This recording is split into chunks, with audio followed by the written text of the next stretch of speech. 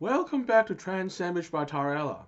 Today, I want to go deeper into the ways queer theory actually hinders mainstream society's understanding and acceptance of trans people.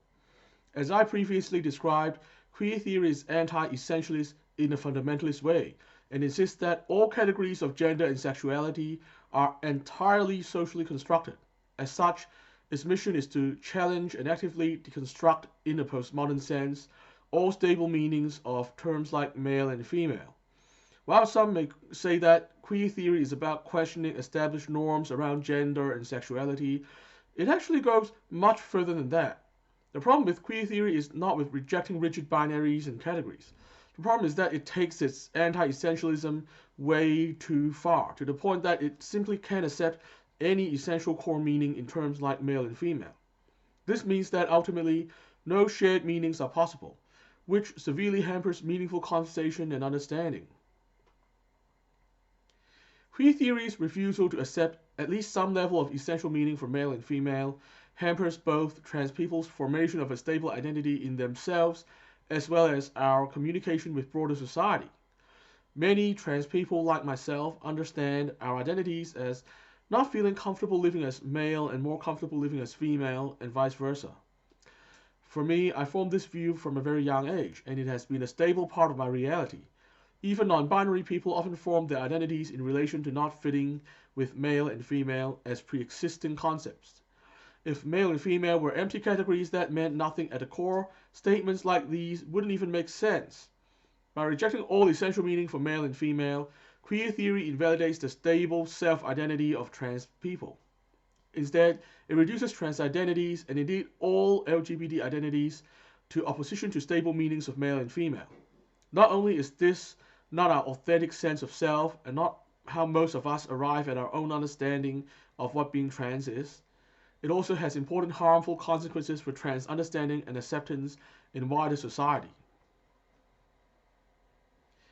Queer theory robs trans people of an important way to build understanding and find common ground with the mainstream. Fundamental understandings of male and female are part of the common shared meanings of society going back to before civilization. This understanding isn't always best reflected in rigid categories, but the basic archetypes of male and female are basically eternal. The old school trans narratives that were rooted in our relationship to the widely understood archetypes of male and female thus provided an easy way to build a bridge between mainstream understandings and the trans experience of life. Even such oversimplified statements like a woman trapped in a man's body were often useful to help people understand us. In a way, this is similar to how gay and lesbian people gain understanding and acceptance through the marriage equality campaign. Through striving for marriage, which has a widely understood meaning, gay couples were able to demonstrate their shared values and shared humanity with mainstream society, thus building a bridge between mainstream understandings and the gay experience of life. Queer theory activists are now trying to deny trans people the same opportunity to build bridges with the mainstream because of their ideological commitment to anti-essentialism and deconstruction. This, in my opinion, is unfair and cruel. Another particular concern is that in reducing LGBT identities, particularly trans identities, to opposition to stable meanings of male and female, it distracts from the actual experience of trans lives.